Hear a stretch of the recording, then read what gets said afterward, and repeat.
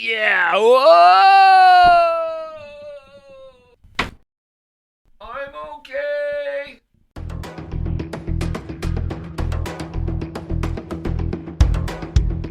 Hey, do you love adventure?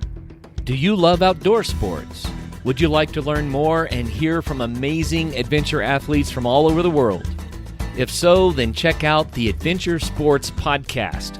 We've been the premier platform for sharing adventure for more than 10 years now. We help you get your adventure on. Look for the Adventure Sports Podcast wherever you find your podcasts. Get out there and have some fun. What's your favorite podcast, Swerve? You know that One Nation? This is Jordan Grace, and you're listening to the Social Suplex Podcast Network. BWB, this is One Nation Radio. You better get it right. Rich Latta, James Boyd came to give them life. The Blackest Wrestling Podcast has come to kick all ass and drop it 6 feet if they kicking trash.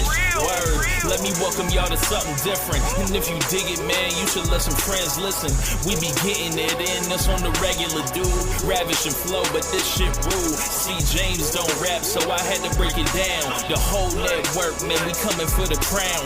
Raps in the columns, I keep them both covered. Making the beats too, so the listeners can bump it. Hit us with the rating, yeah, I'm saying it's a 5. Before you hit and talk, bob your head side to side. It's One Nation Radio, and this is the beginning. It's Rich, and I'm here with James. It's time to listen to One Nation. We got to unleash the power of the pyramid.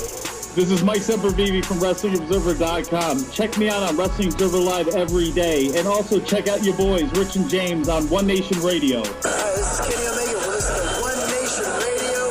Check it out, guys. These guys know what's up. Big Kenny Omega fans, and that's all that counts to me. Goodbye and good night. Bang. I definitely know what's up with Kenny Omega. Welcome to One Nation Radio this week, ladies and gentlemen. I am James Boyd, and here we have Rich Latta. What's going on, man? Not much, man. Hell of a interesting week for me. Went all the way across the country to see my favorite wrestler of all time get destroyed. Get murdered. Murdered. So, again.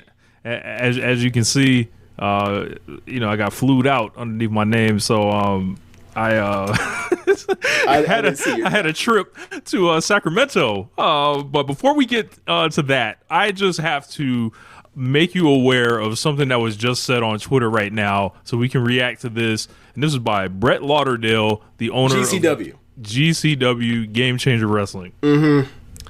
I think I need the full tweet for accuracy. 1 second. He says, are you ready? Yeah. Joey Janela is the most successful and influential indie wrestler of the last 2 decades at least. Spring Break changed everything, and maybe someday the story will be told. Now, I'm going to shoot him a tiny bit of bail right here before I actually give my reaction. If he's talking about somebody that's currently an indie wrestler right now, that's the only way that I think that rise. If it doesn't, I would like to know, when was the death of Matt and Nick Jackson? Well, it can't be because he said it. He said last 20 years, right? In that tweet, he said the last 20 years, right? Yeah. That would include people that are even retired, right? So no. Was Colt Cabana just zapped into the ether and I was unaware of this? Like, there's so many people to name. No knock against Joey Janela. Exactly. No knock against Joey Janela. Probably made himself a lot of money. Has created a lot of shows that people have enjoyed over the years. Different stuff like that. But no. You know what it's like? It's like when in the NBA now, right? It's like, hey, when is Jason Tatum? When are we going to talk about Jason Tatum or talk about Anthony Edwards in the MVP discussion? Because like the 5 best players in the league are not American. So we have to force somebody because we know that this country will not care about the MVP race if it's all these foreigners, right? And it's like, no, man, they're great. But there's Shai Gilgeous-Alexander, there's Nikola Jokic, there's Giannis Antetokounmpo, there's Victor Wembanyama, and I'm thinking I blanked on 5th person. But whatever. There's 5 guys that are in front of those guys, none of them from this country. Sorry. Like, there are people in front of them. We just can't, do that. Like, Joey Janela Spring Break draws on its own and it has its own brand, but is attached to the WrestleMania weekend hub of people flew in to that city for a full weekend, and their interests are a bunch of other stuff. So that includes when Stardom shows up, that includes when New Japan will show up, that includes like the Mark Hitchcock Memorial, all that stuff, right? Shimmer, all that stuff. Similar fashion, right? Like, or not similar fashion, but like, hey man, All In with the Jacksons and Kenny Omega and Cody, that drew 10,000 by itself. They built it and it came. George Janela cannot draw 10,000 people by himself on his own weekend. No knock against him. His name should be mentioned, right? Absolutely. Mention, whatever. Absolutely. It should be. Say like the big book of pro wrestling history, right? Like, you have this long story, and be like, at some point in that story, you will talk about Joey Janela and Joey Janela Spring Break. Or if you don't, you're either forgetful or you're being dismissive, because this has been a raving success annually. But it stops at a certain level, and at a certain point, we got to cut the shit. Indeed. No disrespect to Janela, but at some point, we got to cut the shit. Like Anthony Edwards, at some point, we got to cut the shit. Like. Actually, Bontemps did his straw poll. It kind of is like very predictive because it's kind of like similar to JML's Observer Tracker, right? For Hall of Fame, it's like it's a representative sample and it almost matches it where we are in the race. It came out this week. Ant's like 7th. Ooh. 7th or 5th. He's like 6, 7. It would be 5 and 7. No knock against him, but it's like, look who's in front of him. Ain't no shame in that. Yeah. So just wanted to bring that up.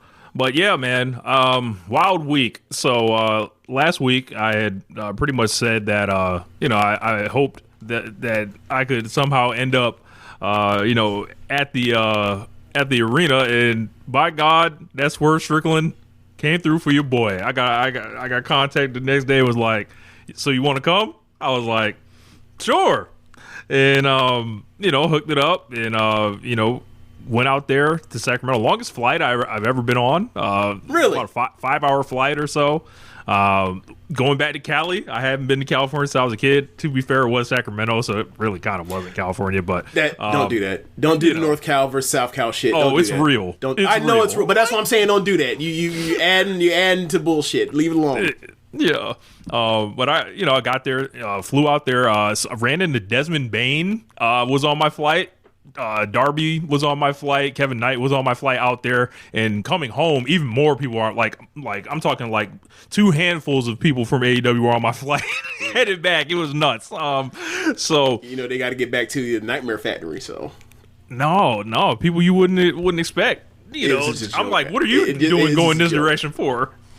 It's just a joke. But what else? So I go out there.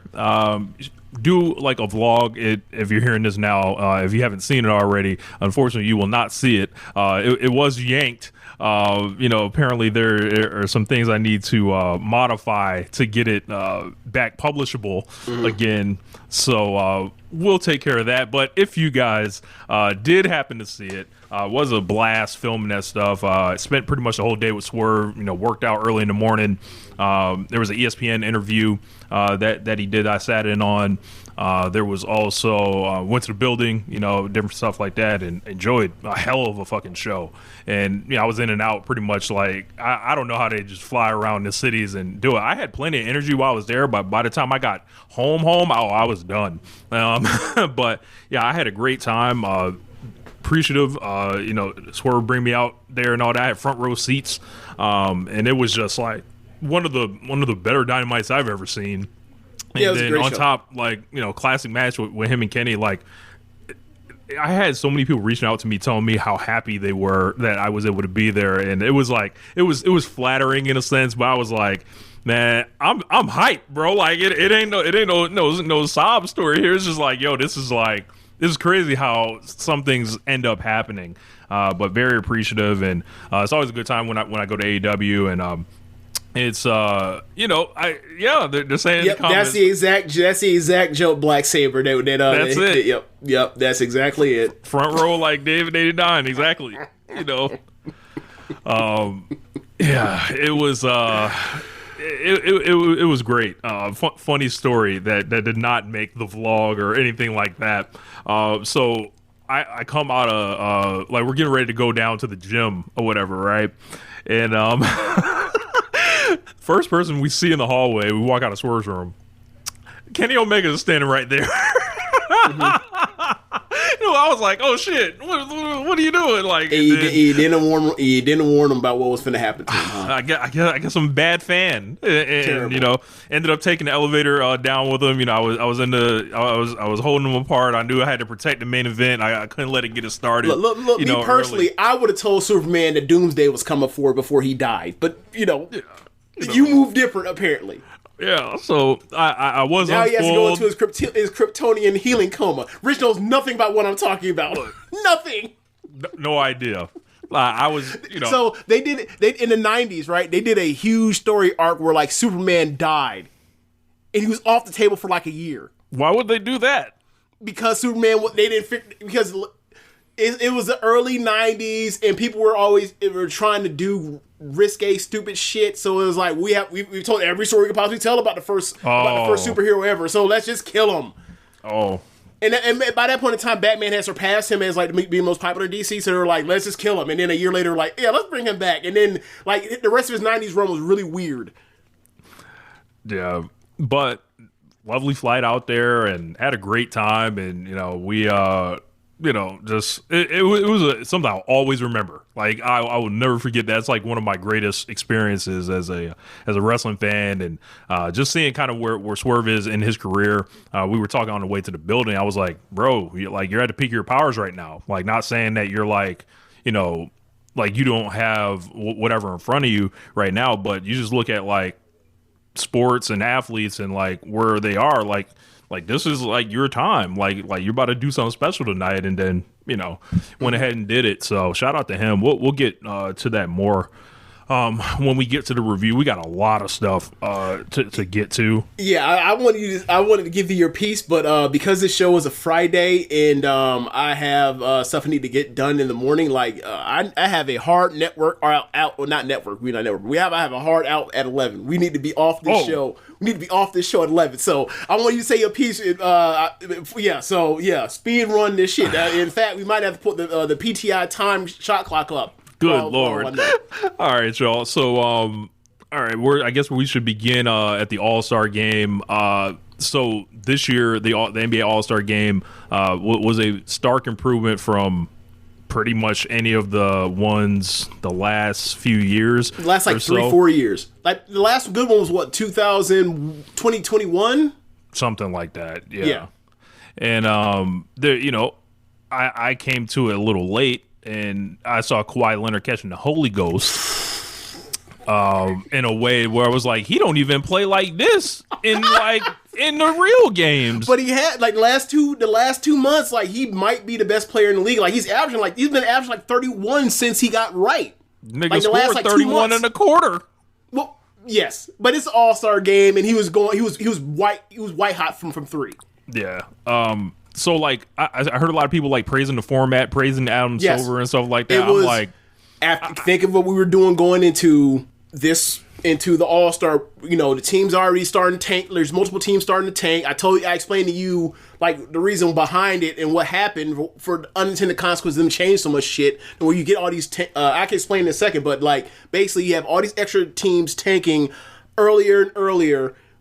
And then you had, like, the injury stuff with the 65-game rules. People are upset with that. And then, you saw what the All-Star games have looked like. You knew what the dunk contest could potentially be, ended up being worse than you could have imagined. Oh, yeah. And then people already were ready to, shit on the All-Star game. Because, like, another contrivance. You did all these things before to try to get people to care. And ultimately, it comes down to whether or not these guys are going to play.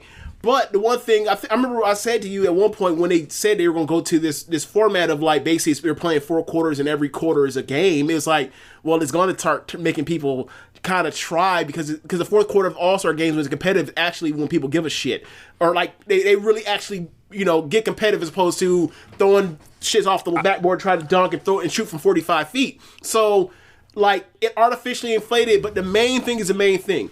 If you're doing Wembanyama from tip, because me, Rich. Well, before you say that, I think people are getting a little bit too willy-nilly with praising Adam Silver in the format. That's robbing the players of their effort.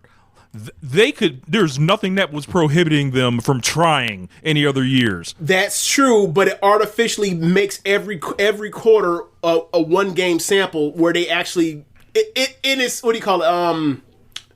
It artificially generates effort. Even if it wasn't Wembanyama, but they were going to try harder than they would like last year in the first quarter. They did it. They did the same thing last year and it stunk. So like one quarter. Yeah, it was like the series of joints. So it's like, for me, the jury's still out on it. Okay. I'm like, if y'all play with effort, I don't care what format y'all have. Like, and like you said, Victor Wembanyama was like, that's the main thing. I'm not going for it. So basically every year. At one point, there was a year where I was like, I just watched it, and I said to you, like, all I had to see was watch 3 or 4 trips of the floor. I was like, nope, they don't give a fuck. So then I just tuned. I was like, Rich, they don't give a fuck, and I tuned out. And I watched this out of curiosity of the international stuff and like how much was Giannis and sorry, Giannis. Like Giannis was on the floor. Shea couldn't play either. So I was like, how much is Jokic and Luka the real main culprits of this shit? How much they actually gonna try? And Wembanyama came out there, and I'm watching him pitch people shit, and then I'm watching him basically bury somebody up the hoop and then for a couple easy dunks. I was like, oh, okay. And the next thing you know, you see Ant start looking around like, because they started out with international versus the young American stars, and then that was game, and then it was like it just was fun, and then Luka and Jokic basically played like the first 4 minutes and subbed out. Yeah, I know you notice these people coming to the front with it about the resentment for the international players between Kevin Durant, Anthony Edwards, Carmelo Anthony was doing the interview with him. Yeah. Like they're flat saying it now because because the way the game is gone, they have most of the blame gets hurled at the old guard stars, the LeBrons, the Stephs, and the KD, and it's like, I'm sorry, I was around for their whole careers in All-Star games. These ain't the people. Unless something has changed drastically, I don't understand why we're blaming the guys once they're 35 and older. Because like I remember Tim Duncan when he was 35 in All-Star games 2014 or whatever else. He played like 9 minutes and then sat the fuck down the rest of this year. We didn't comfort Tim Duncan. Like once stars that make All-Star teams that are 35, they basically play like Duncan never did anything worth a damn in an All-Star game ever. But it still was. Well, I mean, he played hard in the 01 series. Yeah. Okay, but that's the only time I ever remember him being like worth a damn in an All-Star game. That's true, but I mean, it's not suited for the All-Star game's not suited for his style anyway. Right. Even if he was playing hard. But the main thing was once they started reducing it, once they originated load management with Tim Duncan. Once he got to that stage of his career, he started playing less and less games in the All-Star game. There was like, you go look at his like last like 5 All-Star games, whatever else, you'd be like, damn, this man wasn't playing 22 minutes, and he's an All-Star starter almost every year.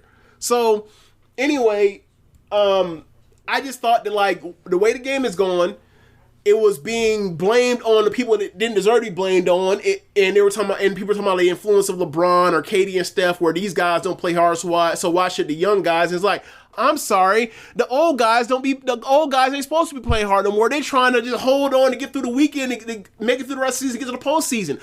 The All-Star has always been for the young guys to make names for themselves. That's always been the case. So it didn't make any sense. And then it's also another part where it's like, well, who are the actual stars that are in their primes? Oh, Giannis plays hard at every All-Star game. Jokic don't give a fuck. Luka don't give a fuck much really either. So it's like, those are the actual guys that should be getting the blame, but they don't blame them for some reason. So for me, I mean, niggas was laying down on the floor before they ever showed up in All-Star games. Like, on the floor? What do you mean? Like, there's this thing where Steph Curry was like laying down on the floor.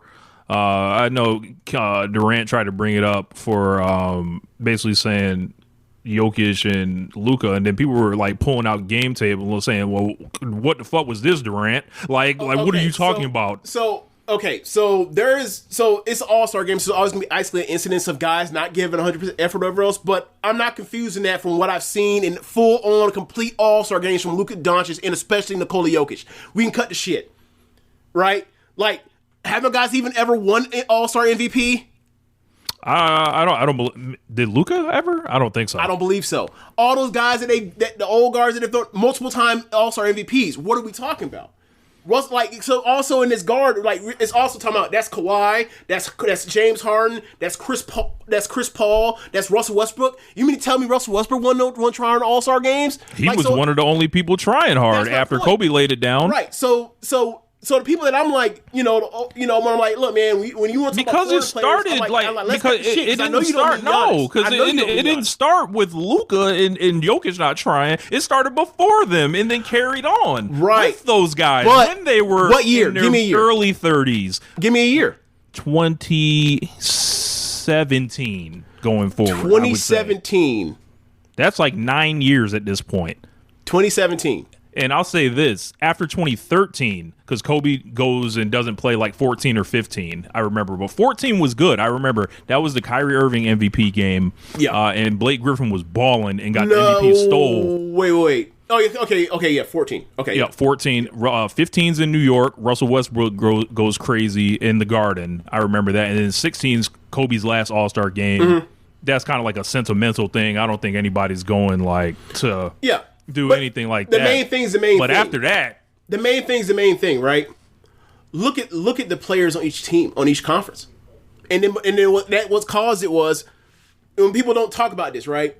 The reason why they've had to make all these adjustments from east to west to pick players, whatever, was to make it more even because like the West Conference been more star-studded than the East. So for a lot of years, it was, hey, can LeBron keep this competitive and make this a game for like about half a decade at one point, right?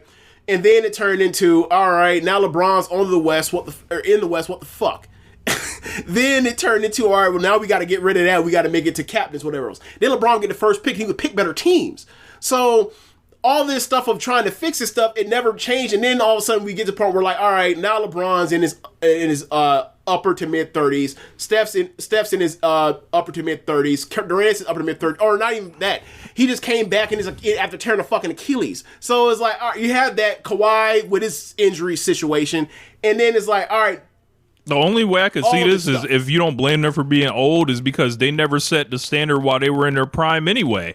Like, you can't expect them to change it now that they ain't, balled the whole time. So, I mean, it really is on the new guys to just be like, you know what, we're rejecting all that shit. It is on the new guys that have to show up. And then you have, like, Anthony Edwards will come out and be like, I don't want to be face league, I ain't trying hard or whatever. And then, he wins fucking finals. He wins All-Star Game MVP. So, like, it was some of this stuff. So, like, I think the format helped it out to where it's like, you have Americans, you have the old American guard, the guys that have the All-Star MVPs, right? Saying these young niggas not doing what they supposed to do. You got the young Americans be like, these old niggas, and run them off the floor. They have groomed us to not try hard, right? And then on both sides you have, hey man, we hate the world. Fuck the world. It's really these fucking foreigners don't try hard. So it's like, all right, well, who's really to blame? We gonna see tonight.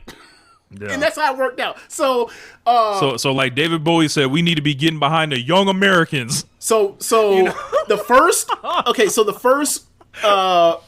first quarter was young Americans versus international, and then like I said, no Giannis, no Shea.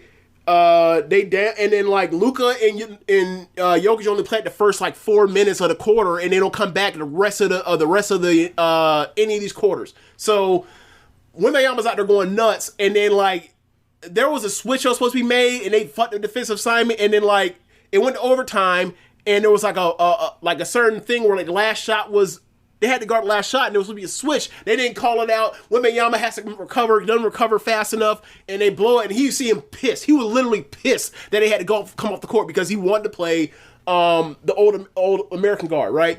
So then, old American guard beats the in the second quarter, beats the young Americans. So then now it's time for the international squad to come back out there. So old Americans beat them too because Kawhi goes nuts. And then now the fourth quarter is, based off the two teams based off of points, whatever else, over these cumulative games in the aggregate advance, and that's the final round. So it's old Americans versus young Americans. But the old Americans had just played, will now be playing their third straight quarter, and the young Americans who don't need the help, fresh, and they ran them out. They ran them out of there in the fourth quarter. Yeah. And it was fun. Like the first, it worked in reverse how it worked. But we got three competitive quarters, fun quarters, and then the fourth quarter was just uncompetitive. Yeah, I didn't mind that the fourth quarter was like whatever because it was like, I see that they showed up, right? Like, because I got Donovan Mitchell going crazy, I got Kawhi going crazy, I got Ant going crazy, I got Wembanyama going crazy. I got what I wanted. Yeah. So like, I don't know. Like I just think it comes down to effort. Like if they decide they want the All-Star game to be meaningful, it will be meaningful, and I'm appreciative. Of them doing that. Victor and Wembanyama gonna make sure this shit gonna shake every year now. That's what I'm rolling with. I'm rolling with Vic, man. He gonna say this league, niggas, bro. He gonna say this league. Let's get to it. I'm rolling with Vic. Yeah, man. But just stay healthy. Just stay healthy. Give us 10 postseasons, please. So what you want to get to next? Cause we got Tankathon, man. Tankathon. I including the talk about Silver this week and whatever else. He sounded like he gonna drop the hammer. Well, also that Clippers. They sound like the word is out. They're like, whatever they finna hit them with finna be nasty. They finna hit. They may void that contract. Because that's actually on the table. They were talking about it before. Then they may void this contract if it's bad enough. So. Yeah, and word is that it may even drop the hammer on them boys. So that's part of it. But to attach the Silver thing, he sounds like he's really about to do something about tanking. And tanking's as nasty as it's been that I can remember. Like, there's always been people tanking, but this is the benefit or the structure of the league now is because back what it used to be was, you had odds that favored teams with the worst records to have those ping pong balls in the lottery to get higher picks. Once Hinkie and them started doing the process shit, they flattened the odds, try to curb that. But the unintended consequence of trying to stop one team from trying to tank all the time is when you flatten the odds, that makes more teams more likely. That makes the ninth worst record be like, hey, we can fuck around and get Cooper Flag because that's what the Mavs did, right? So you have. So is that a bad thing? Well, they thought that with the play-in, it was going to keep the status quo of, all right, now that there's 10 teams that can get into this shit, that would then drag people into. This seems like drag people artificially into still trying to be buyers in the trade market. With the trade deadline to still go for it, as opposed to this is a loaded draft and next year's draft gonna suck. So if you have a bad future right now, if you need to get your future set now, you need to worry about this year and this year only because next year ain't gonna have nothing for you. I feel like this is a unintended result of putting a hat on a hat. It's like you try to fix one problem, create another. And right. Adam Silver is continuously changing shit that, quote unquote, doesn't need to be changed. He's always coming out with some type of new format, new rule, new event, like NBA Cup, the play-in tournament. Now it's like everybody's talking about these tanks, and it's waking up this abolish the draft shit that everybody's like been dying to get off for like a decade. No, tell the other sports to abolish their drafts too. Then, it's not. First off, it's like, okay, so the point of the lottery was like all this stuff is to find a way to distribute the talent in a fair, equitable way amongst all the owners. So what you're saying to me is, all right, they have done what they've done the last 15 years, including that lockout of the players, because small markets were pissed. And what you're going to do now after they've done all this stuff to penalize big market teams is you're going to make it to where it's like, oh, it's like college football. You know what happens in college football? It's a game of haves and have-nots. I know Indiana just won national title, but you're going to look at the recruiting rankings every single year. You're going to see Ohio State, Alabama, Georgia. You know what I'm saying? Like, it's going to look like the top 18 teams that have historically built themselves over the last, or post-segregation in that sport. So, whatever, amount of money or whatever tiers, like, it's still going to look like Lakers, Knicks, Brooklyn, Houston, Miami. And I understand, like, it's not gonna be no Indiana, it's not gonna be no Milwaukee, unfortunately. So for the people that are saying this, is like, it feels like a button. This is another terrible. Have you noticed that, James? Go ahead. It feels like a button has been pressed on this abolish draft shit. It's because people think there is no way to stop the tanking, so therefore this is a regular business market anyway. This is regular business like anything else, so they should just be able to pick where they go. And it's like, if you want to play that, cool. Look, it will create more issues. It doesn't matter to me. One of my best friends half my best friends are Lakers fans. It's gonna work out splendidly for them. But like, that's the thing. I'm like, look, y'all don't really want to do this. Right. Like, that's what I'm getting at. It sounds good until you're a fan of a team that ain't got no shot, and that's most of the teams. So for y'all to say this stuff is like, they should be able to pick. But I know what the results will be, and I'm probably underselling what it's going to be. And it's going to be perpetual, and it's going to go forever and ever, and no one's going to be happy about this. So, look, I think the only thing they should do, they should get rid of all protections on picks. They'd be like, they set a year in the future, like 5 years in the future, anything after 2031, like we're basically closing off, right?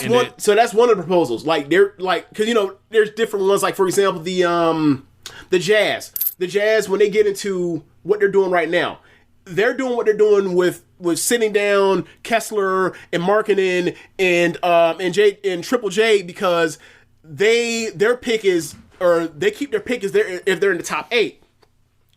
Top 8's arbitrary as fuck. So one of the proposals is, I don't know why they came upon this number. I know why they came on the 14 number, because that's the lottery, right?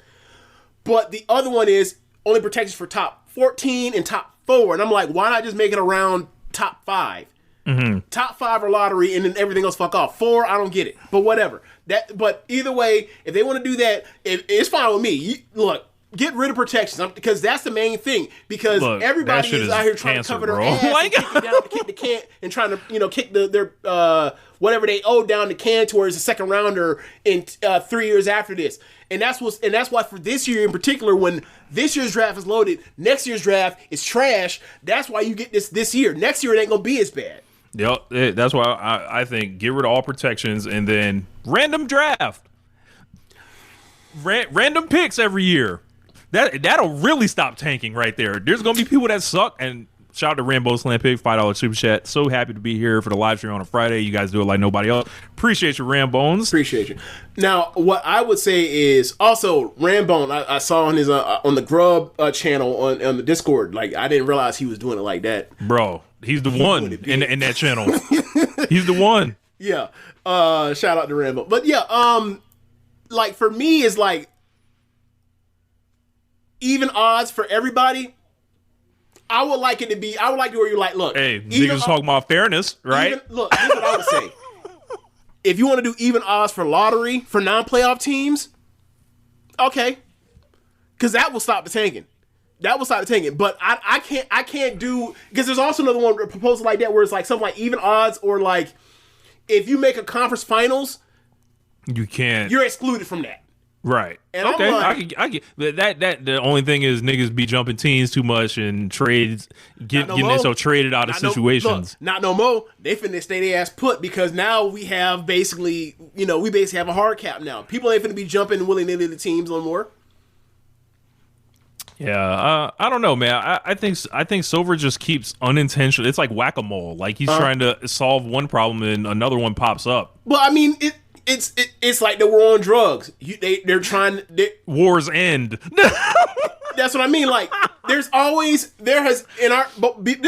shit was happening before our lifetimes, right? Like you got the Stepien stuff where it gets James Worthy on the Lakers because like there's always somebody doing something incredibly dumb or something the Rockets, incredibly all that nasty, tanking. right? Where it's like, okay, the Spurs, right? They get Tim Duncan, or they get David Robinson, they get Tim Duncan, they get Wembanyama, whatever else. Two of those are byproducts of absolutely tanking. Stealth tanking. Right? And sometimes not even stealth. Right. So it's like, then as you mentioned the Sixers earlier. Or you can end up being the fucking Kings. Right?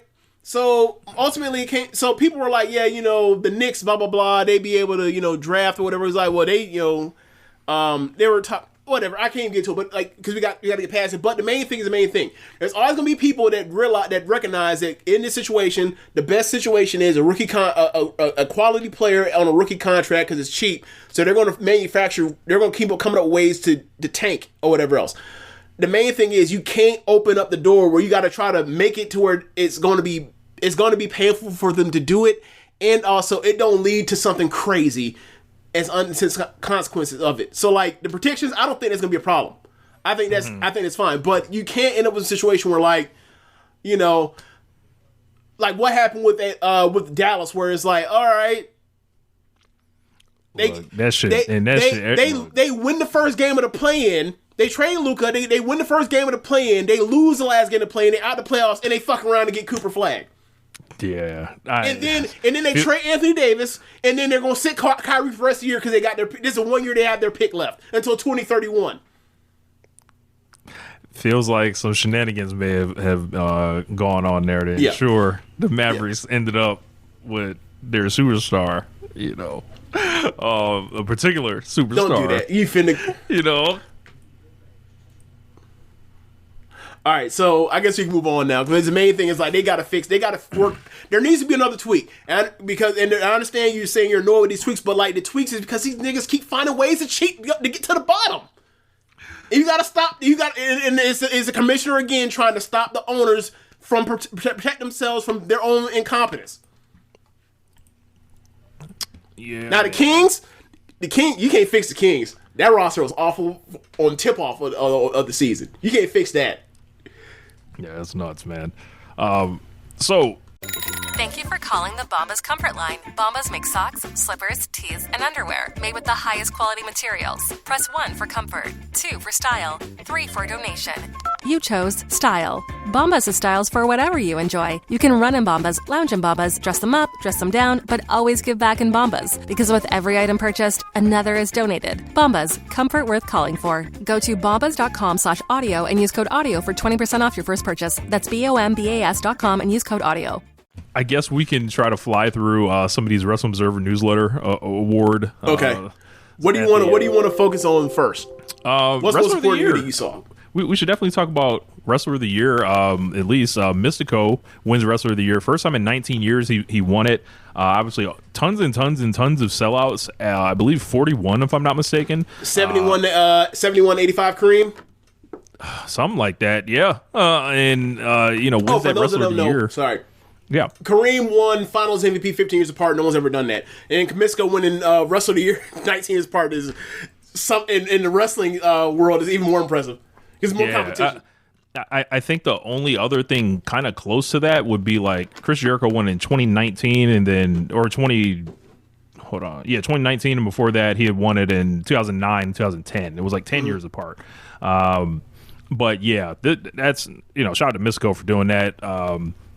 Of course, we saw the whining and belly aching of everyone, crying about the Observer Awards this year. Just it's every year except for 2023 or 2024 when WWE won. Then there was no complaints, and they're super gotten to over this. Yeah. Most outstanding, Konosuke Takeshita. All the crying that people was doing over Konosuke Takeshita. James, what did he do? Most outstanding. I don't know. I think I'd appreciate that guy. I'm sorry, Rich. I'm in watching this Dallas-Minnesota game, and because the Minnesota Timberwolves so far ahead at the end of the game, Rudy just took a 3-pointer. Wow. Yeah, it clanked, but still. Rudy Gobert took a 3-pointer in the middle of a fucking NBA game. Yes. Jesus, yes. Lord. Anyway, sorry. Yeah. Look, man. Takeshita. He's somebody that could have won it. I probably would have went with Bandito, but he's somebody that definitely, he definitely was on the list. And his matches were out there to be seen in more places from more the voter base than Bandito's was. Like Takesha's doing it on New Japan and on AEW. Bandito's doing it on AEW and Ring Honor. And most of his matches are on Ring Honor, too, so that hurts. Yeah, that Ring Honor is it's tough. It hurts. Kyle Fletcher was number 3. So that's pretty cool. Tag Team of the Year again, I believe for the 9th time, if I'm not mistaken. The Young Bucks. Did you send the tweet to Meltzer? I sure did. I asked him to change the award. He probably won't do that until they retire, but they beat FTR just by kind of a razor-thin margin. Yeah. And then Brody King Bandito over number 3. Don't have any issues pretty much with that. I would have. Yeah, this was. I looked at that list and I was like, wow, like tag teams was worldwide was kind of weak this year. Like you expect there would be some, like the Udo Ice tag team this next year will or for the 2026 will definitely be up there, right? Like it wasn't really like that this year. I thought Jet Speed was really good too. Like, yeah, they just didn't get. But they're in AEW, low. so they're suffering being like the fourth most important tag team of 2025. Yeah. So they're obviously going to cannibalize. But I mean, like just looking at the rest of the world or outside of AEW, it's like, wow, really? That was all the tag teams we really had? We really had worldwide dimension? Like, look at the discrepancies in the voting. It's like 2 big, actually 3 kind of big ones. Like the 3 AEW teams ate everything up. Yeah. That's not normal. I'd have to look at history there. Like you would normally you have like Usos would be up there in voting, and then you would have like Bishamon or Mega Aces or whatever else or Golden Aces, something like that.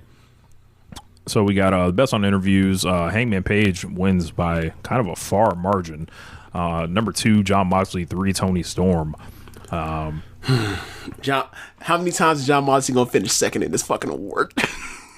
It's at least a third time. It's at least a third time. I didn't really have a strong feeling one way or the other of who should have won it, but I mean, those 3 immediately come to mind for me. Yeah, I think Heyman did a great job, like nailing the stuff home that he needed to, especially on the road to go to All in Texas and the Osprey stuff. Yeah, with the one. Yeah, promotion of the year, CMLL. Don't have a problem with it. Yeah, I no issue there. Like, because if you want to say AEW had like a historic match quality year, like for pay per view, absolutely you can vote that way, right? But like CMLL, like they're doing this shit every Friday night at scale. There's not like these super match. The wrestling's good enough to where the business is like backbreaking. Right. So and them having a peak year, and AEW kind of helped CMLL with that as well. But still, that at the end of the day, that's Sal and them. So yeah, I'm a big proponent of every year they do these coaches lists for best college football or basketball coaches, whatever else, and they talk about and you see the regular names at certain levels, and then you see people change based off of hey, is this person overachieving based off of the tradition and what they historically do at this particular school, and they see how far they're overachieving, and you get higher on that list based on that. I basically called it the Bill Snyder Kansas State stuff, right? And CMLL should not be able to sell out that much at that same arena at Arena Mexico over and over and over again. Every Friday or every Tuesday? I think it's Friday, Saturday, Sunday, but Friday is the big one. Right.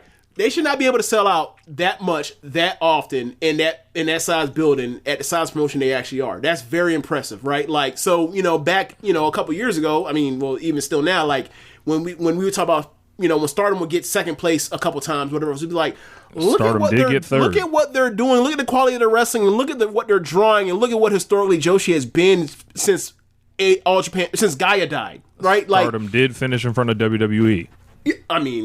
Yeah. That's what I'm saying is it's done that multiple times.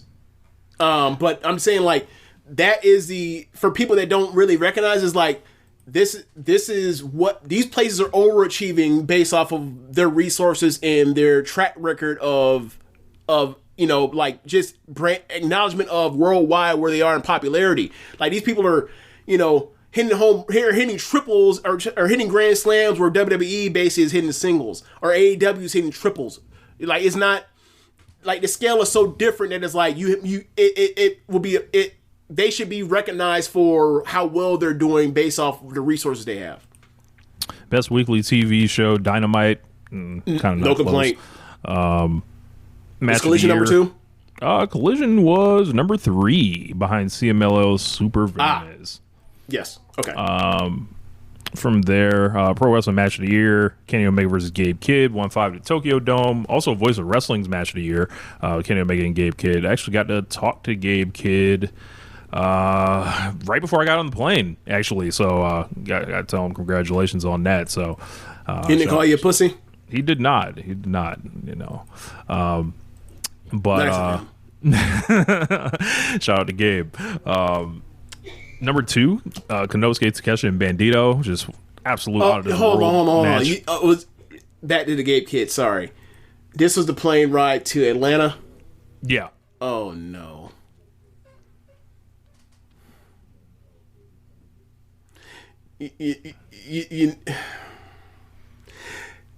I remember at a certain point in time where Gabe Kidd talked about how much he loved black women. Oh, I mean. Oh man. Gold succeeded for him in that case. So we can. Yeah. So moving on. Number 3, Paige and Moxley from All In. Maybe he's trying to get confused with Belly Gang Cushington. Stupid. Who's the white man here? Just don't talk, Gabe. Don't give it up. They will never know. All right, we move on. Sorry. Yeah. So, like I said, we're flying through these things. Normally, I would go more in depth, but right. U.S. Canada MVP Jon Moxley, non-heavyweight MVP Misako, Japanese MVP Saya Kamatani. Fire the Japanese men. Women's wrestling MVP, obviously, Saya Kamatani. Mexico MVP Mystico by a laughable margin over everybody else. Literally 100 times the voting, if you can see it. Bandito got 17 of those, right?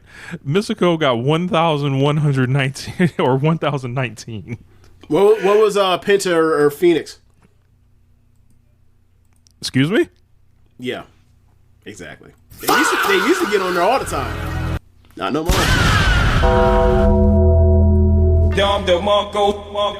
Was anybody from AAA on there? Dom. Oh.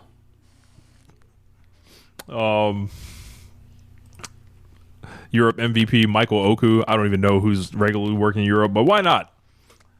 Feud of the year, Paige versus Moxley. Number 2, Saya Kamatani versus Tam Nakano. I saw that. Number 3, Mystico and MJF. Most improved, Harley Cameron. Now, that doesn't sound like if I were to have watched as much wrestling around the world that to be true. But she won. Congratulations. She did improve, but we've seen some miraculous transformations. Like Mina Shirakawa was not a good wrestler. Like, you know, we saw her go from all right to good to very good to become a great wrestler and a great worker in Stardom, like year to year to year. So it's like this feels funny. Sometimes there's not a good vote in these years, and this is kind of just a weird year. Who finished second? Kyle Fletcher. All right. See, like it's as weird of a most improved is as weird here as it sometimes is in the NBA, because Kyle Fletcher just got a minutes That's exactly what it is. Seemingly. That's like giving Wembanyama like most improved player last year. Like, okay, man, get out of here. Yeah. Apparently MJF came out to Jadakiss as the champ is here at House of Glory tonight. That's hilarious. Cool. Let's see. Moving forward, most charismatic was John Cena, which I don't know how in the middle of that disaster of a heel turn. Number 2 is CM Punk. And number 3, Toni Storm.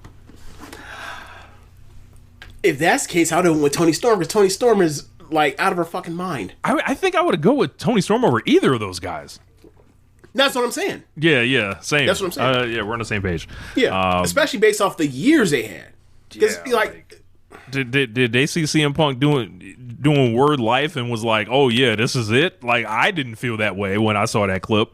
Oh no. And also it's like, hey, are we going to pretend that those two are more charismatic than Cody?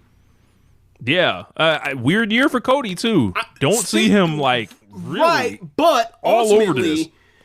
The biggest storyline of the year was him telling The Rock to go fuck himself.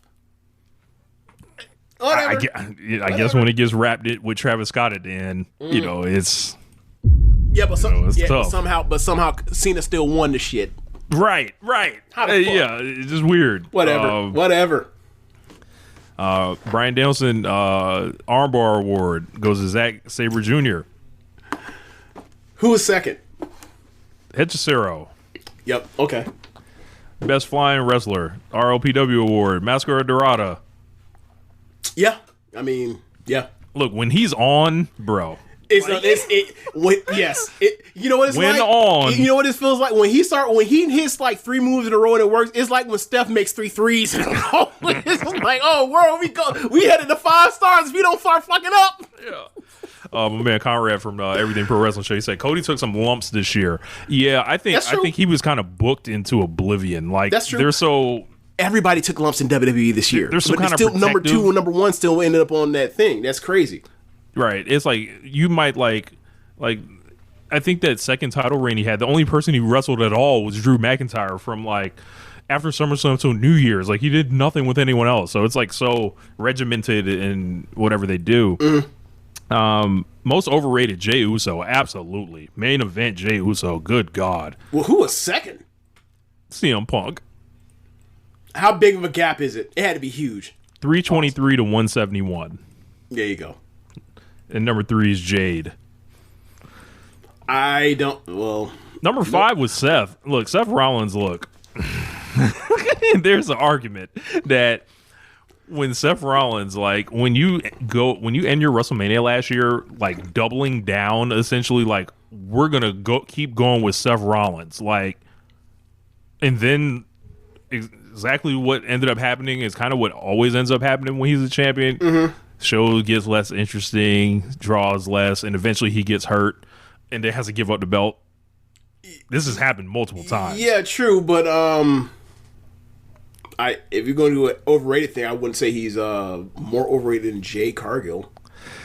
Yeah, Jade is. I don't say much about Jade because I'm rooting for her, but yeah, it's a tough one. They don't ever put in a position even to see if she can even make any progress. They have basically voted, but they got her off team so much. They basically voted themselves. They have no confidence in her.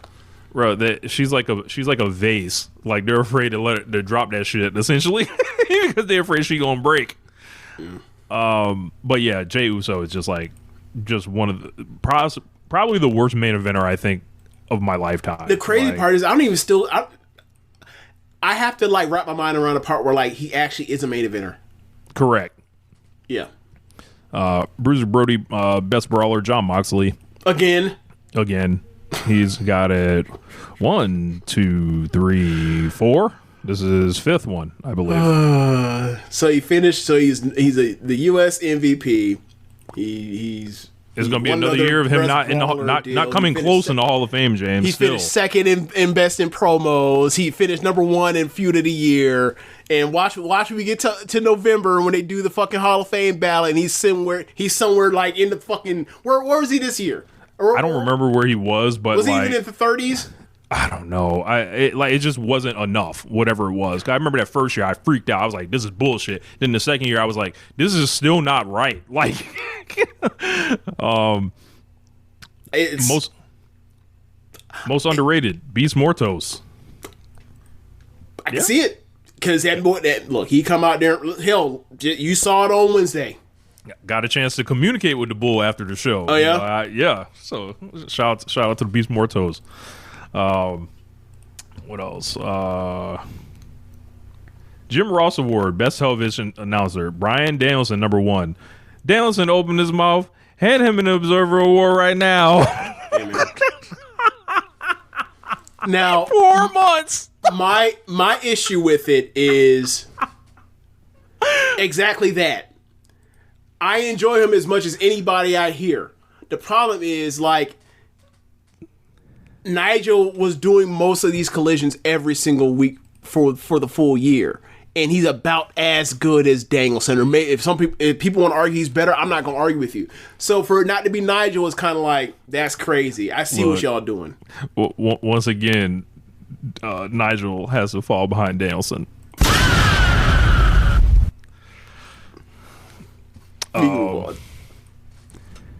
Was Nigel second? He was fourth, behind Walker Stewart and Excalibur. All right. Okay. So, worst television announcer, which caused a lot of chaos. I heard about this. Which led to Booker T has won it again. Booker T once again has won. Now, here's the thing, right? When it comes to it, so he had his thing to say about, it's the Observer, and Dave Meltzer, or whoever else in charge of it, is basically saying it's racist. Now, the problem is, before he ever said anything, I heard my own ears Brian Alvarez disagree, because he's like, he ain't even the worst person on his own commentary team. And that's the thing when it comes down to these awards. It is a fan-based vote. Dave Meltzer disagrees with this shit, and he be wrong all the time. His readership sees it a different way. And I don't know if Meltzer would have voted for him, but I know Brian Alvarez would not have voted for him. And he said so. So I'm pretty sure he didn't hear that, and he decided to throw off the thing with the Meltzer or F4W being racist. Now, my problem isn't that particular thing, but it's like, hey, man, I know who you work for. Yeah, I mean, like, if you want to, like I'm willing to hear out that F4W, might not, there may be some areas of improvement needed. It'd be like, oh, so you're saying it's just like the rest of America? Okay, fine. I'm willing to hear it. I'm not going to throw that out just like, oh, hogwash. No. I'm willing to hear that. But you also understand you also work for America too, right? The real America. The America that's trying to make it great again, right? Yeah. Okay. I don't know, man. Booker's gone off the deep end enough this weekend. When it comes down to just everything, and he's going at Swerve again, unprompted or whatever. And I didn't hear I'm just like, I'm rapidly losing respect for Booker T at this point. But I'm gonna keep him moving. We're gonna let him keep doing his thing. So shout out to Book. But yeah. Best non-wrestler, Don Callis finally yanked that fucker. Oh, that's his second one. He won it in 2023 also. But him and Paul Heyman been trading the last few years, but not on everyone? What's up? Not on everyone? He has never won. Yeah. All right. I think he didn't win in 2024 or 23? He should have. He should have won in 24, I believe. Yeah, that's crazy. All right. Best major wrestling show, AEW All In. I don't know. I think, a lot of people like Double or Nothing. I always like Revolution, but the main event always fucking fucked everything up. What was the main event of Revolution last year? Jon Moxley versus Cope. Oh, yeah. And then Christian.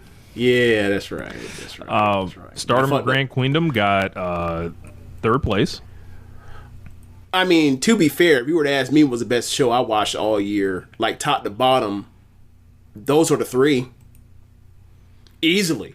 So, I ain't got no, whatever order you want to put it in. Like, for those that are not Stardom watch, whoever else, that is the best Stardom show of all time. And that is one of the, best shows I've ever seen. And Stardom has like a handful of those where it's like, that's one of the best shows I've ever seen, or that's one of the greatest shows of all time. And that's their crowning one. Like, that's just nasty. On to the reverse. Worst major wrestling show, WrestlePalooza. They had with 249. Now, do you think that's because of the actual match quality? Or you think it's because of all confusion with the switch over to ESPN? Or which one do you think is a bigger deal for why they got voted that way? I think bringing back Brock Lesnar probably has something to do with it too. Oh, that was on that one. Yeah, and AJ Lee and tag match. Like I think there were a lot of bad matches on that show. A lot of attention on it. Look, that WrestleMania night 2 for me was the shits. I didn't watch WrestlePalooza, so I can't give you anything there, but Survivor Series was also very bad. Yeah, I mean, most of the shows stunk this year. Yeah, look, they got like 1, 2, 3, 4, 5, 6 shows. Like, bro, they've been like they may have had like maybe like 3 or 4 good pay-per-views in like the last like 2 years, like 2024 and 2025. Yeah, it's rough out there. Like basically after Cody won that title, they were like, what do we do? We don't know how to. We actually forgot how to have good wrestling shows now. Like, what the fuck? Or major wrestling shows. Most disgusting promotional tactic. This should be the WWE. The better question is how many are in there that are not involving WWE in that top 10? Let's see. Do we want to count the Raja Jackson incident because it was at the WWE ID school at the time? No, we're not doing it. That's a little bit too mean. Okay, so we got 1, 2, 3. 3 of them not involving WWE. Huh. Okay. So, all right. Number 1, WWE bringing back Brock Lesnar. Oh, yeah. You know, the relationship with Saudi Arabia, the relationship with Donald Trump. CM Punk apologizes to Saudi Arabia is fucking hilarious. Yeah. And that's how you know it's nasty, because like that could, like the CM Punk in Saudi Arabia and WWE relationship could be the same. That could be one thing. That's all right. Yeah. Like I say, Virginia, most disgusting promotional tactic, aka the WWE award. Well, really, it's the Vince McMahon most disgusting promotional tactic award. But yeah. They've been going crazy since 2017. I think we should review. Hell, I mean, we kind of review every single year during FOH. No, I'm saying, look, all right. Actually, let's take it back to 2013. WWE exploiting the death of Paul Bearer, Bill Moody. 2014, WWE insulting fans who purchased their full price pay-per-view shows. Why would you spend $20 or why would you spend $50 when you can do it for $9.99? And Herman Cain. Yeah. 2015, WWE using Reed Flair's death in an angle. 2017, WWE promoting Jimmy Snuka as a hero in death. 2018, WWE doing business in Saudi Arabia after the Khashoggi murder. 2019, WWE continuing to do business in Saudi Arabia. 2020, WWE firing people during a pandemic while still making record profits. 2021, WWE firing people during a pandemic while still making record profits. 2022, Saudi. Vince McMahon coming out and getting a big pop the day the sexual harassment charge or misconduct charges came out. 2023, WWE allowing Vince McMahon to return and TKO allowing him to stay. 2024, WWE's continued relationship with Saudi Arabia. So, like, Saudi Arabia's been running it up, but Brock had to come snatch it. So, yeah. But if not, they would have won. Worst match of the year. Like Brock Lesnar, like that Embiid MVP. Right. And somebody got to talking and was like, hold on, they just adjusted it. Yeah. Worst match of the year. You have stole from Saudi Arabia the same way they stole from Jokic. Correct. Worst match of the year, number 1, John Cena versus Cody Rhodes. Yep. Now, just an all-time disaster that I don't think gets talked about enough. So another thing about it is, like, you know, Alvarez complained like that's not the worst match I saw. It was Butterbean versus somebody, right? Minoru Suzuki versus Minoru Suzuki was the worst match I saw. Look, man, look here, Dave. Look here, Brian Alvarez. There are tons of matches that are worse than whatever wins historically worst match of the year. The problem is exposure. If you have a all-time stinker on the biggest show of the year, you're going to win. That's how it always works. And if you have a kick-ass match, you're going to go super high on match of the year too. You know this. You know how the votes go. You cover it every single year. I don't know why you went on that rant about that. I don't get that either. It was like we all know the power of platform. We all know the power of like of people actually being able to see these things. Like, nah, like, and also like when Butterbean versus Minoru Suzuki ended, right? What was the future fallout of it? Nothing. We moved on with our lives. Right. John Cena and Cody Rhodes basically took a fucking like Tanya Harding, Nancy, whatever the fuck. They kneecap Cody Rhodes from that shit, right? Who is still kind of trying to recover to this day. John Cena, it was like off to the races with trash. They have Travis Scott in their WrestleMania ending for John Cena's last world title till the end of time. And never to be seen again. Decide to they AI had a that shit match out. based around a Rock heel turn, and Rock ain't been on TV since. Correct. So, like, it's worse. I'm sorry, Brian. Like, it just is. Worst television show, NXT. Boy. A very bad show. I have been strong-armed into watching random episodes or portions of episodes of NXT, and brother, it is very bad. I believe it, and I'll leave it at that. Worst feud of the year, Caster and Bowens. I think that's a Brian Alvarez thing because, like, say Collision don't exist, right? To you might not even know about this. Like, well, I saw some of it, and it's like it's not that as bad as that. It was just like it just was so purposeless.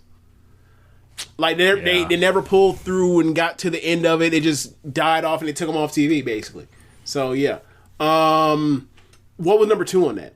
John Cena versus Cody Rhodes. Worst feud. See, now the last match was so good that I kind of feel like it should have got itself out of that, but most of it was bad. 90% of it was terrible. Well, check this out. Down at number 5, it's Cody Rhodes versus Cena and Rock and Travis Scott. So, like, it really won. Like, yeah. It's just like they I don't know why the whoever was compiling this stuff didn't just tally it all together. Yeah, that made no sense. Promoter of the year, Salvatore Luderoth, CMLL. Booker of the year, or hold on, I scrolled too far. Worst promotion of the year, WWE, of course. Number 2, the NWA. Shout out to Brian Idol. Best Booker, Tony Khan. Number 2, Taro Okada. Yeah. I know TK was happy to get that back. Now, don't fuck up now. Like, we'll get to it. We'll get to it. Look, best gimmick, Tony Storm, by a landslide. Where did she end up on the worst gimmick? She finished 4th on worst gimmick. Yeah, because she always pulled her out. People love her or hate her. Yeah. Yeah. Worst gimmick was heel John Cena. Yeah. Rightfully so. Yeah. But yeah, that's what we got. No one wanted to see it. He didn't even want to do it, and then they just pretend like it never happened and moved on. Yeah. Let's get to it, man. Dynamite, hell of a great fucking show. I was at ringside. I guess we should start. Let's start with the main event. Okay. We gotta make time here. But yeah, Kenny Omega, Swerve Strickland. Swerve Strickland defeats Kenny Omega in one of the greatest matches in Dynamite history, and turns heel in the process. And I didn't see this exactly like going down like this, but I'm very excited. I think that the match was sensational. I watched it again on tape when I got home, so I could, see the speed of everything, like on video and how it looked. And man, it was so incredible, bro, to be there just to see that, because like the crowd just believed in like it was so split and even in the sound. It was like, yo, they're really here for Swerve, and obviously they're really here for Kenny too. And it was like the reactions were just like right there, and it's like, that's a testament. And then Kenny put this guy over super hard, the visual pinfall over him, and then like essentially like as close to like a clean victory as possible. Like the referee thing was to accentuate kind of like the heel turn to Swerve, because Swerve pulled Aubrey into him. So and then Swerve went to just a brutal level, like with that slingshot into the bottom metal part in the mouth. I ain't never seen that before. Yeah. Like, I was like, oh my God. And then, just all the sequences, like, I thought this was just out of this world, one of the best matches of the year. And I'm grateful I got to see it in person. Like, and Kenny Omega is just like, the way he comes back, right? We know how they be talking about him. Like, they're like, they think he's done and all this other stuff. Look, if anything told, in the post-match promo I watched, if anything told me, if you do not believe in if you gave up hope on Kenny Omega tonight, don't give up hope. I'll just say that. But yeah, hell of a fucking match, out of this world. Run it up, watch it again. People were asking me why I didn't hop the guardrail to stop Swerve. Look, let's just say this. This is an example of an evil ass nigga right here. He's gonna fly me 5 hours across the country to turn heel on my favorite wrestler of all time. That's a heel. That's a bad guy right there. So I don't think that's a bad guy. I think that's him asking. I think that's him saying, demanding, say, "Hey, I am now your new favorite wrestler." How is your favorite wrestler when he's no longer alive?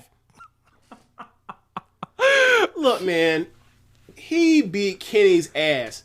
And the match started basically lock up. They stopped locking up. Kenny slaps him, and then from there it ends with that man ready to get hauled off to the ambulance again. Like at this point, we need to start calling Kenny Omega Kenny from South Park because every fucking week he shows up on Dynamite, he dies. He gets hauled off and sent off. I saw a super cut of all the times on Dynamite this man has been sent off, whether it was Andrade sending his ass off, whether it was Okada sending his ass off, whether it was Jack Perry sending his ass off, now Swerve sending his ass off. This has all happened inside of a year. Maybe he knew some new friends. Like my favorite. Oh, I forgot the Young Bucks also sent his ass off TV too once. So another part about this that I enjoyed, or not enjoyed, but I thought was hilarious was when he came back beginning of this year, when he interrupted Swerve and Hangman, he announced it like, "Look, man, I'm back. I feel this is the best I felt in years, whatever else." And in my mind, I was thinking like, I know what that sounds like when athletes say that. I know what that sounds like when athletes say that. You know, you've been away a little bit. You feel, all of the nags and bumps and bruises. You start to feel fresh again. Okay, and then he started wrestling again, and he wasn't doing he wasn't selling diverticulitis no more. He wasn't doing all the gut shit no more, and selling old man selling for Kenny Omega. And I was like, you know what, Kenny Omega's back. This is good. And then he had this match with Swerve, and it was fucking awesome. And then ultimately at the end, what happened to him? He got fucked up again. He got his ass whooped again.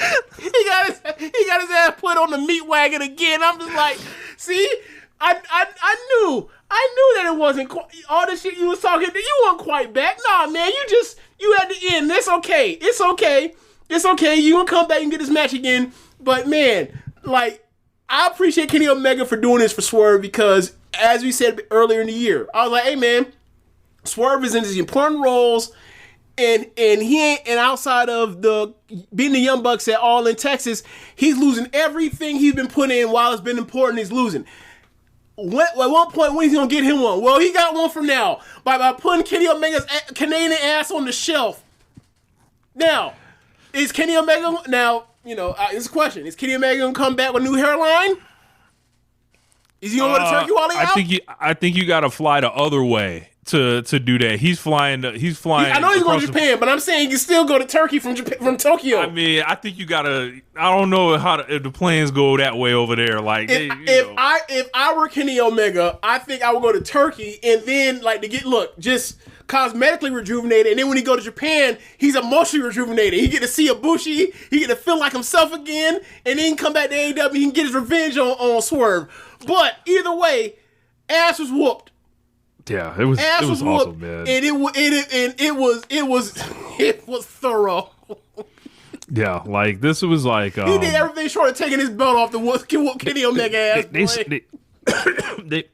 They set all this stuff up, like just like the pacing of it was great. Legendary match. I'm gonna just say it right now. I was there, and that live bump way up there, man. It was great to watch. And then that turn at the end, like Swerve was getting boozed. He got the right reaction out of it. It wasn't nobody like playing along. Like it was like, oh man, this guy's evil. And I think people have enjoyed his work in a way in the past where they're excited about this. And for me, he immediately vaults to the top heel in the promotion. Yeah, he's bigger than what MJF's doing now. Like, let's get nasty. Let's start the agenda now. Like, What heel is like doing the best Look, shit man, right now? You know what I ain't never got to worry about when it comes to Swerve or Heyman Adam Page or Kenny Omega or Will Ospreay when they're around? Being thoughtful, knowing what the fuck they're doing. No, just a simple thing. Are they going to be good most weeks? Most weeks. Not every week, most weeks. I ain't got to worry about that with them guys. With our world champion, we got to hope and pray he don't fuck something up. And quite frankly, they've done a tremendous job by keeping his ass off TV most of the year. And basically, he's a champion, but he's in a supporting role. He is literally just he's a tool. We have a bad guy they're treating him like he's the NWA world champion, where he's going from territory to territory. Where it's like, hey man, we got all these challengers. Him out of here. We got all these challengers, and we know you want your guy that you watch every single week to beat this dude. Yeah. So I mean, thinking about where that kind of puts Swerve in the landscape now, there are a lot of baby faces in this company, and then you look at the heel side. There's people with belts like Okada or Ricochet. Mm-hmm. There's him. There's the whole Don Callis family, and then there's MJF. So I'm interested to see who they're going to program with. Kenny doesn't look like he's going to be available to wrestle at Revolution. Maybe he'll make an appearance or something. I think when we start looking at who you could like spin this off into, there's a few people that come to mind for me that maybe you could do something with. Like they gave Kevin Knight a win. Brody King just lost to MJF. They did just do the Kevin Knight Swerve match like at the beginning of the year. Yeah, that's right. But yeah, look, I mean, they could do the match again. I mean, they can obviously have a better match. Yeah. So, I think Bandito's got good news on what was putting him out. So I don't think he's going to be gone as long as people had thought. But I say watch out for Brody King. Okay. And people were mentioning Swerve and Darby's always an option. Yep. Always. Yeah. There's. Well, I mean, if he gets done with the New Japan guys that are not going to be in New Japan in the future. Yeah. So if you didn't see the Kenny and Swerve match, I would highly recommend this. I mean, it's look. I don't if y'all listened to our show a couple weeks ago or a week ago, whatever that was. If you heard us rave about the Ciampa versus Fletcher TNT title match, this was better. Yeah, and I'm going to say it again. You cannot be a reasonable person and expect to see better TV matches than or see TV matches that are this good. It's unreasonable to expect TV matches to be as good as what they were putting out on a consistent basis now at this point on Dynamite. That Fletcher and Ciampa match was incredible, and this match was even better. And then the post match took it even farther over the top. Like if you think this is like bell to bell the match of the year, I wouldn't disagree with you if you include not bell to bell, but like opening bell and then the close of the show. If you think this is the best match in post match you've seen this year, I'm not gonna argue with you. Yeah, it was just like the crowd was stunned and amazed kind of at the same time. Yeah. No one expects to see Kenny making their ass whooped like that. Yeah. King of the North saying Swerve versus Mexico, let's do it. I mean, they are going back to Mexico this year. We'll have to have Daniel come on the show again, and we'll get him on here with us for that one. Shout out to Daniel. Yeah, put Rambone's thing up there about the match ratings. That's exactly what I mean. It's not reasonable to expect to see I had Fletcher and Ciampa at 4 3/4, but like either way, like a 4.5 plus star match. That is exactly the point where 4.5 is where you should be like, all right, you're lucky that you got to see that or whatever else. That's not historically what American Pro Wrestling has given us. Well, the standard has been raised, Even so. But 30 matches worldwide on TV. Okay, thank you. Wasn't expecting that. MJF and Hangman Page had a promo battle. We should definitely talk about. And the big thing coming out of it is they have pulled the Cody lever, which is like, this is like when you're a babyface. This is almost like, all right, man, you better win. You might have just jumped on the spikes, and if you didn't, they might have done something unforgivable. So some of the reactions in the building, I would like to note, some of those reactions, like the cowboy shit chants, were very faint and weak. When he was first coming out, didn't get the pop that I thought he might get. That being Hangman. I thought MJF did a pretty good job in his promo, even though some of the stuff that he was saying about Paige, I think actually applies to him when he talks about disastrous title reigns. But never mind that. I think when he started his entire promo with basically, the Kendrick Lamar stuff from Euphoria, I was just sitting there rolling my eyes. Same. Because like, most people watching, they're like, he made this up. This is original. No. Here's a problem. He did that, and it's even worse if you're like, let's say, okay, Kendrick Lamar said in 2024, and the CM Punk did that already. Yeah, he did do that, right? Right. Who did he do that against? Was it McIntyre? I think it was. But the main thing is, it's like, hey man, we know you're fucking fed. You're fucking fed fried in the brain. It's like, so you did that, and also you're doing tributes to your fucking idol who left the promotion in bad terms. Like, thanks for reminding us. It's something we said in the group chat, so I'm just gonna say about MJF. He is the great WWE hope for WWE fans watching AEW. Not necessarily a fault of his, because he's just trying to get over in a way that he thinks he will get himself over. But he's leading in the direction. Yeah. So, but the people, like, when I heard like the Busted Open Radio and Bully Ray and Dave LaGreca just slobbing on the knob like corn on the cob over it, basically saying everything good in this company has to do with MJF. I'm like, all right, man, we gotta put this, we gotta stop this. And it's like, stop this lie. Yeah, and I remember saying, he was like, or to the group was like, technically he's right, but in application he's not, because like the thing isn't about him, it's about the challengers that are coming to take the belt off him, and in fact he's not on TV that much this year. Just like he wasn't on TV much last year either.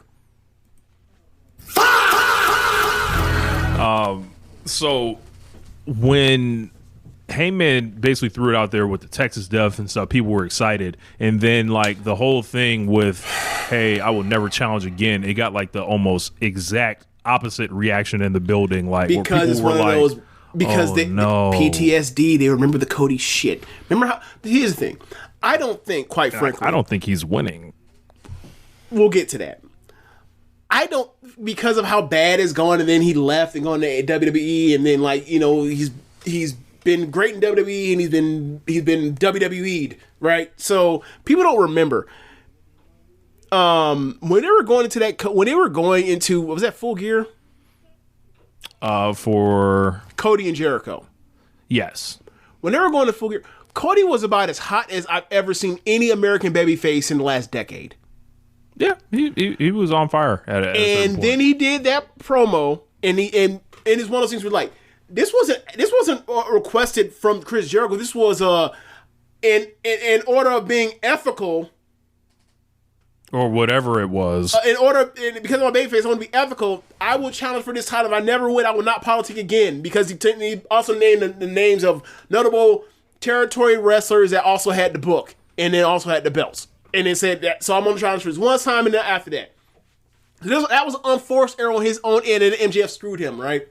And then that sent him to mid-card purgatory, where he became the TNT champion, and then he feuded with everybody that wasn't a top star in the company or a main event in the company, and never had any feuds worth a damn or any personal things that could be like second from the top. It always had to be some other shit that seemed like he was doing the Sherry case, show you how nice of a guy he was.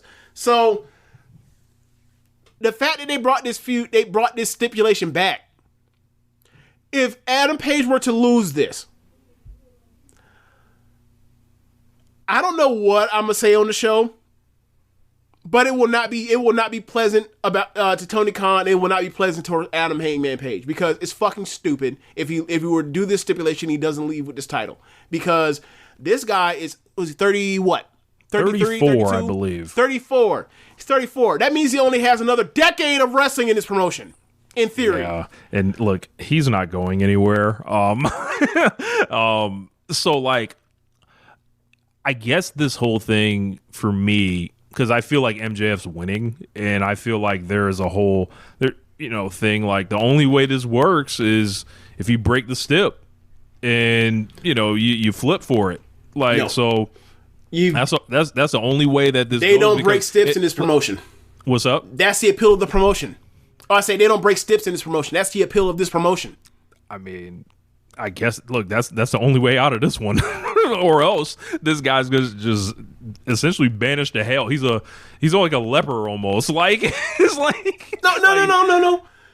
Because they had options. They won. They can put the belt on back on Adam Page. Or he could win. I just don't. No. I'm saying there's two ways that when this idea came floated across him, there was two ways to avoid this stupid shit. It was either he wins, or two, you never fucking do it. Yeah. If they decide to pull this lever after what we have spent the last from 2019 to 2026, so we have spent almost 7 years around making this guy the top guy, having him beat everybody up and down this promotion. People metatextually call him the main character of this promotion. For them to then after that say no, we're saying no. We spent 7 years. We wasted your time, especially after they know what happened with Cody, and they already have they actually have something as a precedent of what happens to a top guy when you do this to them. If they were to do it again, I don't care. Barring something crazy, Tony Khan for me would have to be worst booker. Sorry, you wasted 7 years of my life. Fuck you. And he's one of the best wrestlers of this generation. Yeah, it's just I feel like they've given us the answers to the test. What he thinks about Hangman Page already in that 7 years, though, right? Like, especially with how they took the belt off him last time. That was supposed to be it. Like, that's the huge. Like, how many times does a wrestler get the big babyface win in the stadium, chasing this long-term champion? It's like, are there diminishing returns from there? Like, is this an idea to do something with, his character completely different? And if they basically pulled a double cross on you, that's room to hate a bitch. I'll say that. But I don't know. I think this is unnecessary. Why even totally unnecessary? Put it out there like that? Say this guy wants to turn heel, and there's a million fashions you could turn heel, but. Can I get to why it's totally why in kayfabe it's totally unnecessary? Because MJF had already fucking agreed to fight, or you were already the number one contender. Not only were you our number one contender, you're adding a stip to this because it's your quote. People are trying to shoot bail on this, saying that because Texas Death Match is his quote unquote match. One, he's not undefeated in it, and two, he's beaten MJF in regular rules matches twice already. Why the fuck does he need a special extra thing? It makes no sense for him to give a stipulation at all. It's dumb baby facery. Maybe he is Sting. Maybe. I don't know, man. I wouldn't have done this, and this is going to be a long-term thing to assess. And it's like, whatever happens, it doesn't end. When does Revolution? I think March 15th. 13th. It doesn't end. It doesn't end March 13th. Whatever the fuck happens, that's what I'm saying. So like, I don't know, man. It's risky, and it's risky either way. Like, why it's risky? It's risky if they keep their word on the stip, and it's also risky if they don't keep their word on the stip, because then it's like, oh, okay. You know why it's risky? Because you spent a great portion of the build up to All In Texas around Swerve and Hangman and Will Ospreay and them being the big three. Well, you could never put that in the main event ever again for the title match on pay-per-view ever again if he loses this shit. This is fucking stupid. That was the first thing I thought. I was like, if Kenny Omega wins the title, you can never do Kenny Omega versus Hangman for the title ever again. Just go down the list. Stupid. The first thing I thought was a Swerve Hangman match. I was like, well, they haven't really shown that they've ever wanted to do a Swerve Hangman title match yet thus far. Anyway, but taking off the table, you're taking things off the table that have no business being taken off the table if you do this. Yeah, I don't know, man. You're making things. Look, you can make a national whatever. Let's say whatever, because some people think this. Let's entertain it. let's say Tony Khan fucking hates Adam Page's guts because he made him have to led to the road that led to CM Punk self-destructing and leaving on day in WWE or whatever else. So he's been pissing him since 2022 or 21, whatever the fuck, right? Sure, let's entertain it. Okay, we're in 2026. Let's say you still pissed off. Cool. When X, Y, and Z are champions, Moxley, Swerve, Ospreay, Fletcher, Takeshita, Okada, AJ Styles, whoever else. Isn't a good, simple, easy pay-per-view main event throwing Hangman in there?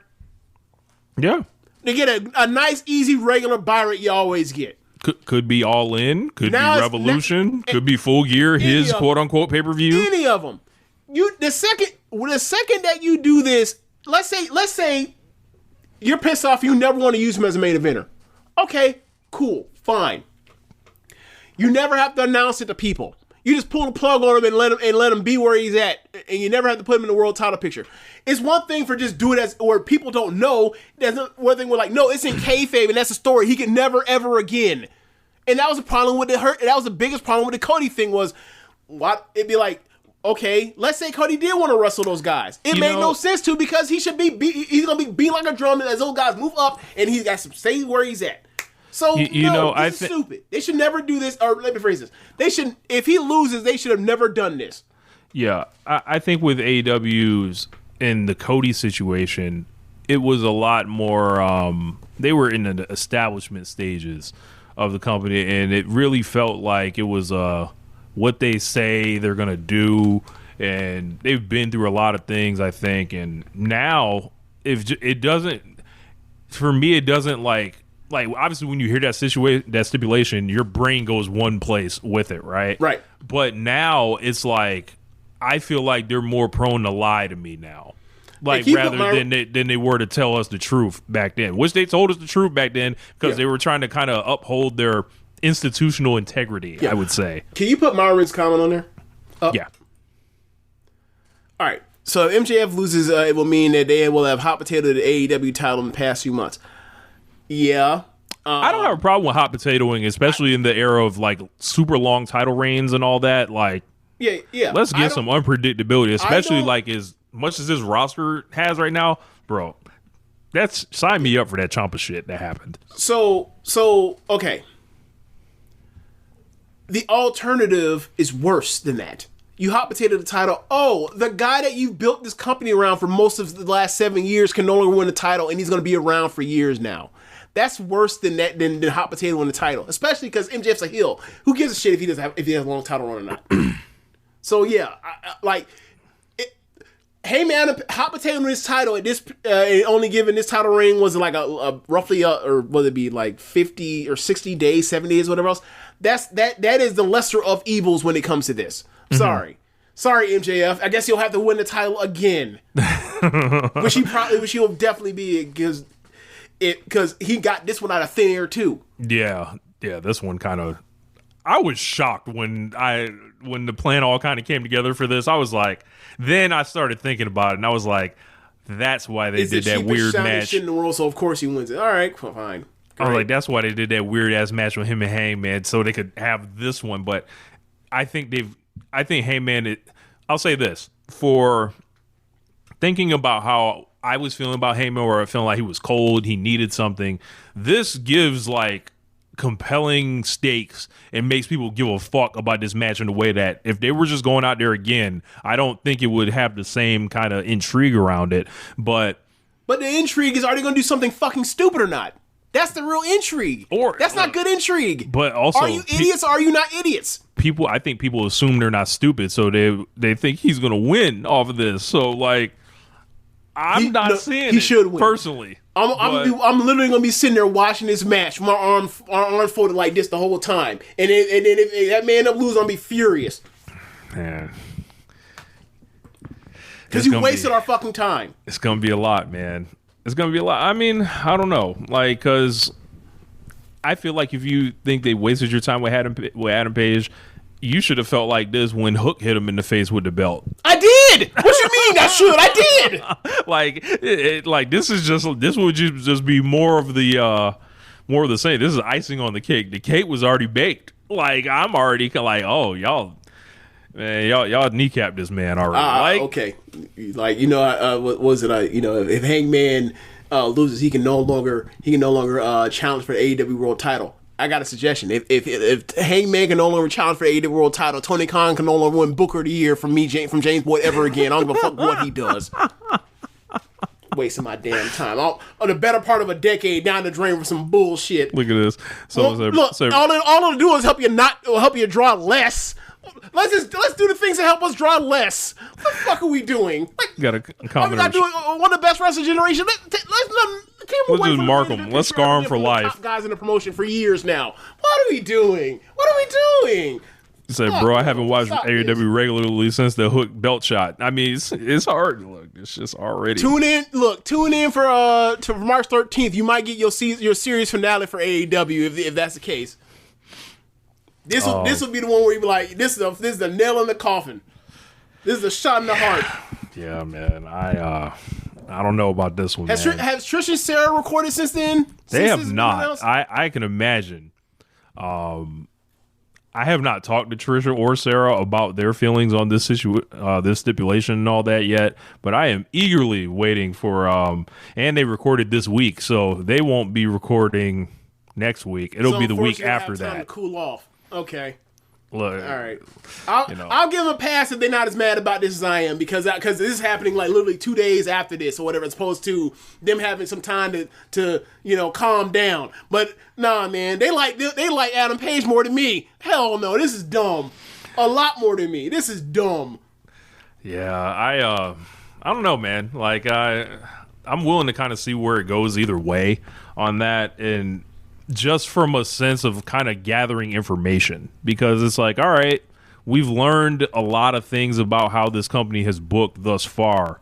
If they do something where they kind of run it off the track, I'm just going to use that as information to learn more about them personally. Mm-hmm. But yeah, where it's like, okay, I can eliminate like you feeling like you're telling the truth to me at all times. Like there's a lot of shit that's encompassing this. Well, I'll just say that. But yeah, should be it. Hopefully they have a great match, but I'm sure they have a great match. Look, I don't know if the great match will save you. I don't give a fuck about this match at this point. Look, they can go from 5 stars. They can go from 5 stars to dub from James Boyd real fucking quick.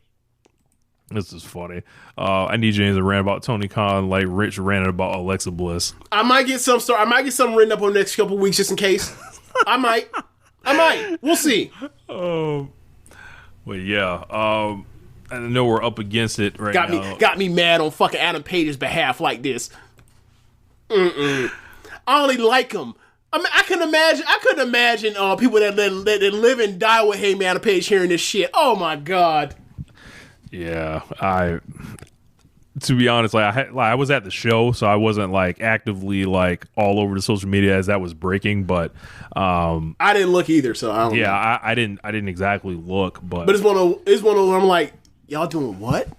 Did I hear that right? I can only tell you what it felt like in the building, and it almost felt like a family member making a really bad decision that we couldn't stop him from making. Like that's what it kind of felt like as I was looking around, and just a eerie kind of feeling, because obviously with that you think, oh, is he going to WWE? Like there's a lot of stuff that bad you start thinking about this. In the group chat I made the joke. I was like, Cody, I said Adam Page WWE 2027. I made the joke, or 2028 or whatever the same time frame, whether 15 months it was from Cody same thing. It's like, nah, man, this is stupid. What are we doing? Yeah, so I don't know, man. Trying to think. I don't think we can't do anything else. Yeah, we will. I think I did want to get to the Janelle Grant stuff. We were kind of running up against the time. Unfortunately, let's do it. Let's do it. You sure? How long do you think it's gonna be? It's kind of an in-depth topic that kind of. Yeah, let's kick it next week then. Yeah, so we will figure something out. Do another show like Monday? Maybe we drop like a exclusive YouTube video or something. Yeah, for the channel talking about it. Yeah. Yeah, we'll do that. Yeah. Thanks for listening, y'all. If you don't think we letting y'all slide, Vince McMahon and all these fans that's harassing that woman who decided to speak for the first time after all these years. Don't think we letting it slide either. Yeah. They asked her if she could if she could say it was consensual. That's fucking insane. Anyway, thanks for listening, y'all. If you are watching from the stream, be sure to go to the show notes when they are up and go to the red circle link to donate to One Nation Radio, and be sure to listen to other shows on the network. Besides One Nation Radio, you have Keepin It Strong Style, All Things Elite, Imps Adventures, Wrestling Out with Chris Things, Tunnel Talk, the Trish and Sarah Wrestling Podcast, AEW Match Guide, and Joshi'ing Around. So also, I was at the show in Sacramento, not too far from where Righteous Reg kicks it at in Oakland. He drove up, we talked at the show.